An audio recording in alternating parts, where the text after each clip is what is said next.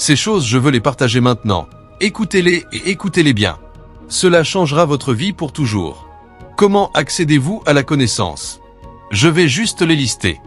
Je vais vous en donner 5. L'un des anciens m'avait invité dans une église. Ah, c'était moi et Victor qui étions allés à cette réunion. Quand nous sommes entrés dans le pays, au moment où nous atterrissions, j'ai vu un convoi venir nous chercher. Ils nous ont conduits à l'hôtel. Dès que nous sommes descendus, le protocole qui suivait était comme 10 personnes. Ils marchaient comme des militaires, nous ont emmenés au plus grand hôtel de la ville. Avant que je m'en rende compte, ils nous servaient comme des rois. Dès que je me suis préparé avant de descendre, les voitures étaient déjà garées. Les gens couraient partout. Il y avait un chaos coordonné. Ils m'ont porté dans la voiture, m'ont conduit à l'église.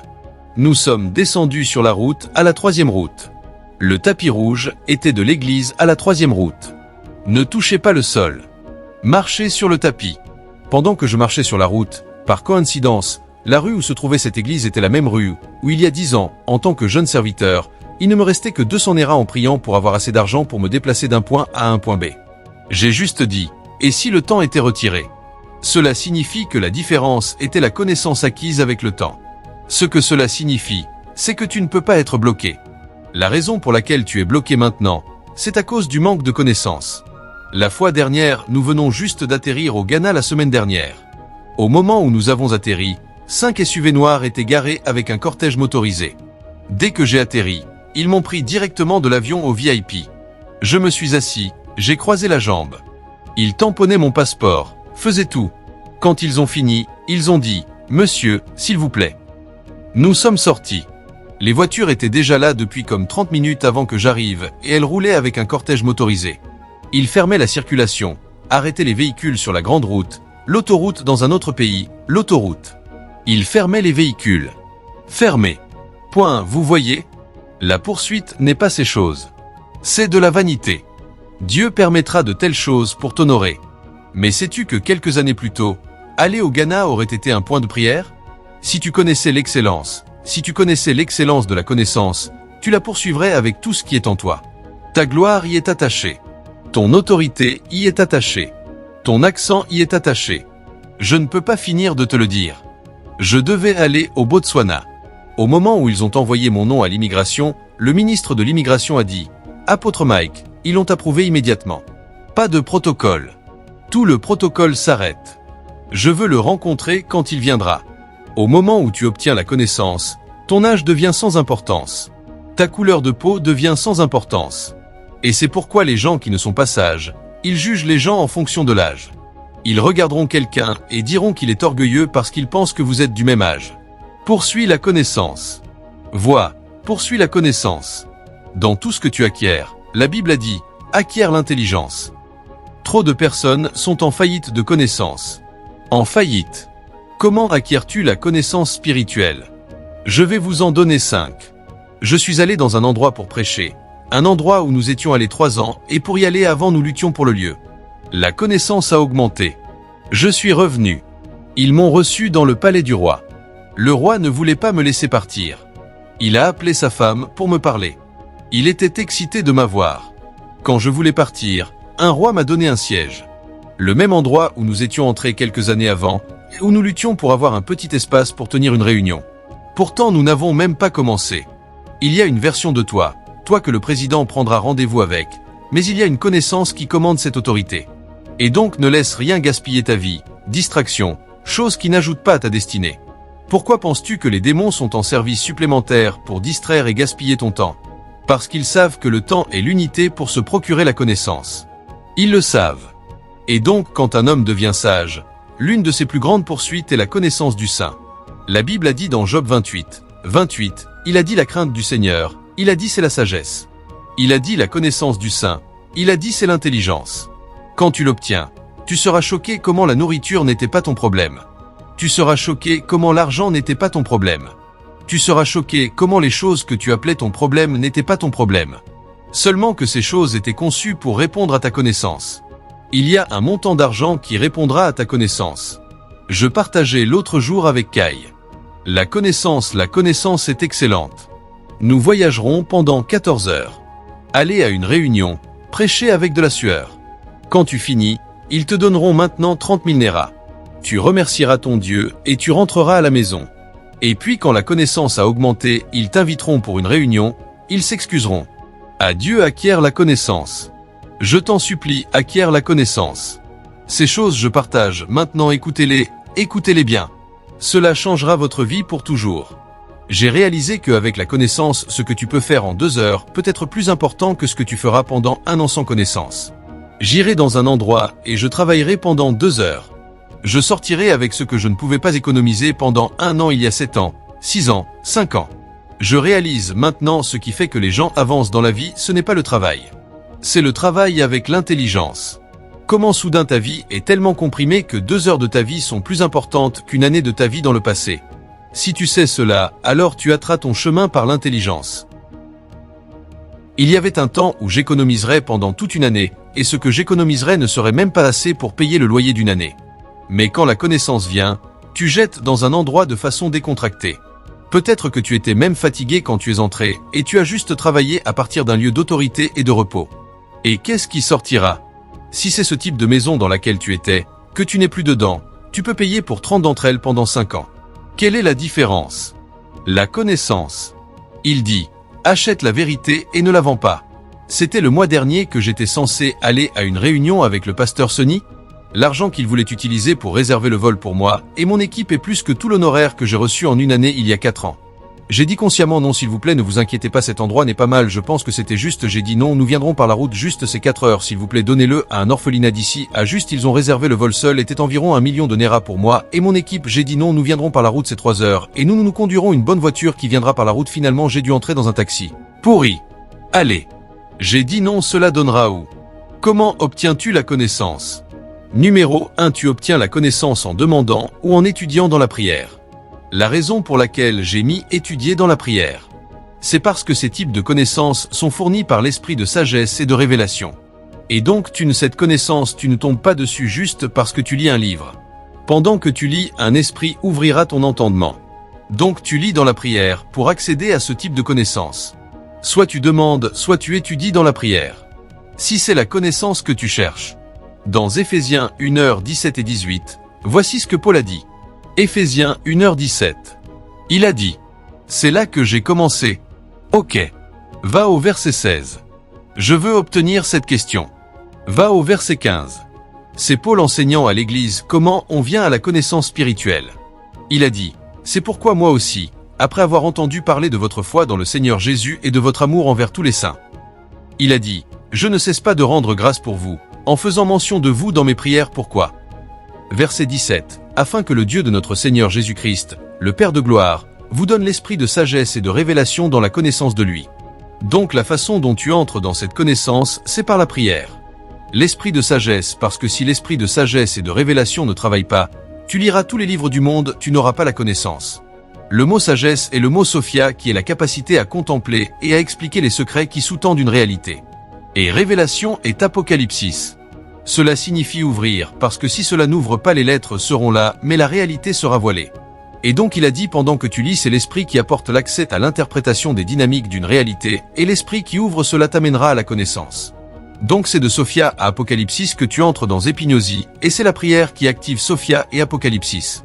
Donc si tu ne pries pas tu liras mais Sophia et Apocalypsis ne seront pas au travail. Et il a dit quand la connaissance vient il a dit quelque chose d'autre sera arrivé. Il a dit que les yeux de votre entendement étant éclairés le mot, et forizo fortizo signifie que la lumière est répandue sur cela peut-être une chambre cette chambre a le potentiel de créer un abri. Mais si cette porte n'est pas ouverte tu ne peux jamais accéder à la chambre donc la sagesse t'amène à la porte. Apocalypsis ouvre la porte pour toi. Ensuite tu entres. C'est la connaissance. Mais tu peux aussi entrer, et il n'y aura pas de lumière. Donc tu heurteras cette scène et tu tomberas. Cette chaise sur laquelle tu es assis, il faut de la lumière pour que tu puisses t'asseoir dessus. S'il n'y a pas de lumière là, tu heurteras la chaise et tu seras blessé. Et donc il a dit, même quand tu entres dans la connaissance, il y a une technologie appelée Forizo. Il dit Fortizo t'éclaire. Donc tu peux savoir exactement quelle connaissance appliquer pour quelles circonstances. Il a dit quand cela arrive 3 choses s'ouvrent. Numéro 1 il a dit afin que tu connaisses l'espérance de ton appel. Il y a une espérance attachée à ce que tu fais. Numéro 2, il a dit afin que tu connaisses les richesses excellentes qui sont allouées aux croyants. Il y a une richesse disponible pour nous, mais il faudra la connaissance pour y accéder. Et enfin, il a dit que tu connaîtras l'excellente grandeur de sa puissance envers nous. Le mot est mégato. C'est puissance sur puissance qui est disponible pour le croyant. Et donc il y a une espérance, il y a une richesse et il y a une puissance. Et cette puissance, la seule chose à laquelle Paul l'a comparée, c'était la même puissance qui a ressuscité Jésus d'entre les morts. Et c'est la plus haute puissance qu'il y ait sur la face de la terre. Il a dit, mais il faut la connaissance pour accéder à ce genre de puissance. Et cette connaissance est la prière qui l'engendre. Il y a beaucoup de personnes aujourd'hui, la raison pour laquelle elles restent dans leur cerveau, c'est parce qu'elles n'ont pas ajouté la prière à leur entreprise d'études. Elles n'ont jamais demandé à Dieu la même prière que Paul a prié pour l'église à Colosse dans Colossiens 1h9. Ce gars est un technocrate spirituel. Le niveau de profondeur et de compréhension qu'il commande dans l'esprit est rare. Il ne sait pas juste quoi, il sait comment. Et l'homme qui sait comment est supérieur à l'homme qui sait quoi. Donc Paul peut te dire comment accéder à quelque chose. Il ne te dit pas ce que c'est. Il te dit comment accéder à ce qui est. Et c'est l'une des façons, il a dit, pour cette cause aussi depuis le jour où nous avons entendu parler de votre foi. Il a dit, nous ne cessons pas de prier pour vous et de désirer que vous soyez remplis de la connaissance de sa volonté dans toute sagesse et intelligence spirituelle. Il faut la prière pour entrer dans l'intelligence spirituelle. Celle-là, ce n'est pas le livre qui te la donne. C'est pourquoi il y a beaucoup de théologiens qui ne savent rien du royaume. Et Jacques nous a dit dans Jacques 1h5, il a dit, si quelqu'un manque de sagesse, si quelqu'un manque de connaissances fonctionnelles, qu'il demande à celui qui donne libéralement et sans reproche. Il y a une libéralité avec laquelle Dieu est prêt à nous donner la connaissance. Mais nous devons demander et demander avec sérieux, sincérité et délibérément. Car il a dit, celui qui vient à lui doit croire qu'il est et qu'il est le rémunérateur de ceux qui le cherchent diligemment. La première porte d'entrée vers la connaissance est par le fait de demander. Vous n'avez pas demandé comme demandé avant parce que vous pensez que ce que vous savez est suffisant. Mais je suis venu vous dire que vous n'avez pas seulement affaire à des hommes. Si vous avez affaire à des hommes, vous pouvez apporter les références de votre diplôme et de votre expérience. Vous avez affaire à des esprits. Et quand les esprits sont impliqués, vos références et votre expérience ne compteront pour rien. Numéro 2. Je vous donne un point de prière supérieur à partir de ce soir.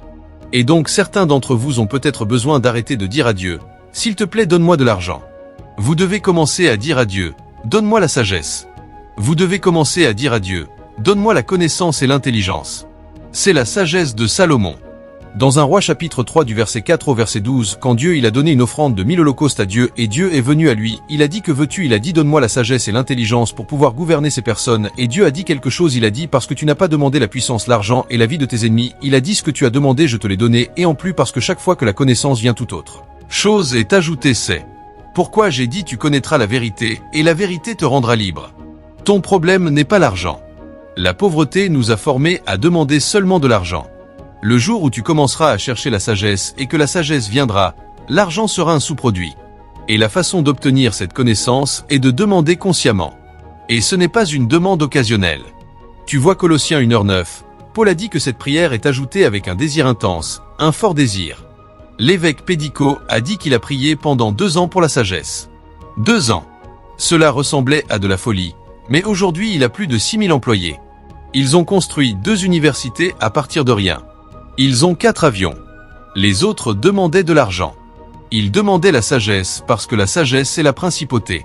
Il a dit par la connaissance une maison est bâtie. Il a dit par l'intelligence toutes les chambres sont remplies de tout ce qui est bon. Les gens demandent des bonnes choses au lieu de demander la connaissance et l'intelligence qui apportent tout ce qui est bon. Et c'est pourquoi ils continuent à avoir juste assez à manger. Mais l'homme qui veut être un capitaine, il sait quoi prier. Et ce qu'il prie c'est l'intelligence spirituelle. Ce mois-ci, Dieu nous bénira avec la connaissance spirituelle. Numéro 2. Comment accèdes-tu à la connaissance spirituelle? Par le service et l'intendance. Beaucoup de personnes pensent qu'elles seront tellement bénies juste en venant à l'église, s'asseoir et écouter. C'est le plus bas niveau de bénédiction dans la maison de Dieu. Si tu veux vraiment être béni dans la maison de Dieu, quand tu viens dans la maison de Dieu, cherche quelque chose à faire. Demande à ceux qui servent. Ils te le diront. Et si j'avais le temps, je te le montrerai de la Genèse à l'Apocalypse. Personne qui a été superlativement béni dans la maison de Dieu n'a pas engagé sa main dedans. Parce que les mystères, les secrets et la connaissance sont confiés à ceux qui sont activement impliqués dans les choses de l'esprit. Dans 1 Corinthiens chapitre 4 verset 1, Paul a dit nous sommes des serviteurs de Dieu. Il a dit donc, il n'a pas dit nous avons prié pour la connaissance. Il n'a pas dit nous avons prié pour le mystère. Il a dit parce que nous sommes des serviteurs de Dieu. Il dit automatiquement nous devenons intendants. Et oh quelle bénédiction qu'un homme connaisse l'honneur du service. En fait, l'une des bases les plus puissantes pour la promotion dans le royaume est le service. Il dit si tu n'es pas fidèle dans peu, tu ne seras pas fidèle dans beaucoup. Donc ce que Dieu juge pour vérifier si tu qualifies pour la promotion, c'est ta fidélité dans ce que tu fais. Maintenant si tu n'as rien que tu fais, comment la fidélité peut-elle même devenir une réalité avec laquelle tu seras jugé? La raison pour laquelle tu trouves beaucoup de croyants qui ne grandissent jamais dans les choses de l'esprit, c'est parce qu'ils ne sont jamais impliqués. Tu peux avoir 10 livres de notes. Si tu ne fais rien, tu ne peux pas avoir la connaissance expérientielle. Je te donne une histoire rapidement. Nous avons été commandés de retourner à l'école de fondation pour apprendre les bases. J'étais déjà enseignant à l'école de fondation.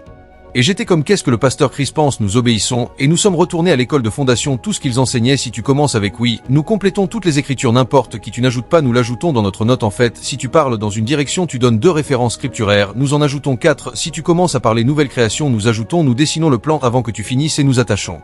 L'écriture en fait, parfois nous voulons que les plus jeunes étudiants voient notre note. Donc tu écris, le professeur a parlé pendant 5 minutes, tu as écrit une page, qu'a-t-il dit, tant de fierté dans la connaissance nous écrivions. Quand nous avons maintenant gradué le jour de la graduation, ils ont commencé à donner des prix, ils ont appelé le plus grand gagneur, dame numéro 1, numéro 2, numéro 3, je n'étais pas là, j'avais invité toute ma famille pour venir voir l'étoile en fait, quand nous marchions vers la graduation. J'étais la dernière personne sur la ligne marchant comme le révérend Chris.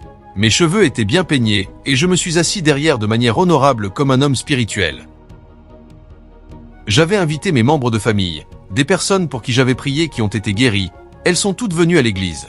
Quand ils ont appelé tout cela, moi ces jours-là, nous n'allions pas juste dans la rue gagner des âmes le samedi, nous achetions un ballon de football avec notre argent, nous l'emmenions sur un terrain de football. Nous leur donnions le ballon, nous leur prêchions, nous arrangeons des bus pour les amener à l'église. Vous comptez donc les gagnants, vous m'avez pas compté, ai-je gaspillé tout cet argent? Pas de problème. Nous nous sommes assis, ils disent le plus grand partenariat pour le matériel du ministère. Au moins je sais que j'ai donné de l'argent pour que des Bibles soient envoyées en Inde. Je sais que j'ai donné de l'argent pour la mission du centre-ville. Je sais que j'ai donné de l'argent pour l'école de guérison. Ils ont appelé numéro 3. Numéro 2, quand ils ont presque dit 1, j'ai presque été debout. Numéro 1, mon nom n'a pas été appelé. C'est là que la sueur a commencé à venir. Je ne savais pas qu'il y avait des PS ici pour générer de la sueur. La sueur a commencé à venir. Qu'est-ce qui s'est passé? Il a oublié de soumettre notre résultat. C'était le jour où j'aurais poignardé quelqu'un à mort. Il a dit, vois le résultat. Il l'avait oublié dans la poche. Il mobilisait des bus. Tu essuyais. Quoi? Sais-tu combien j'ai dépensé? Sais-tu la honte? C'est là que Dieu m'a dit c'est ton examen. Celui que tu as écrit est ton cerveau. Celui-ci est ton examen. Et si tu parles encore, tu échoueras. Dieu m'a maintenant dit de vider ma poche comme une semence pour le pasteur. Ah, quand j'ai sorti l'argent, c'est là que les larmes sont descendues. Les larmes ont juste coulé lentement. Dis tu es un homme de chair. Ton examen était contre la carnalité, pas l'intelligence. Si je n'avais pas participé, il n'y avait aucun moyen que j'aurais échoué. Donc il y a une connaissance qui t'est donnée seulement pendant que tu participes. Certains d'entre vous pensent que vous êtes humbles. Au moment où tu te tiens là pour donner l'enveloppe et qu'un jeune garçon vient et collecte l'enveloppe, je dis jeune homme, que veux-tu dire? Donne-moi une bonne enveloppe, il se souviendra maintenant. Attends, sais-tu que je suis avocat? Ce garçon es-tu à l'université? Oh, au moment où tu es dans une chorale, quelqu'un vient et te met en garde, tu ne diras pas d'où viens-tu. Est-ce parce que je chante ici? Quel âge as-tu? Tu ne connaîtras pas les blocages de la connaissance. C'est dans le service que Dieu les enlèvera. Et donc quand Dieu veut que tu grandisses, il insistera pour que tu participes et que tu prennes part au service. J'étais titulaire d'une maîtrise quand Dieu m'a dit d'aller soutenir un ami à moi qui faisait un ministère sur le campus. J'étais déjà en train de voyager vers les campus pour l'amour de Dieu.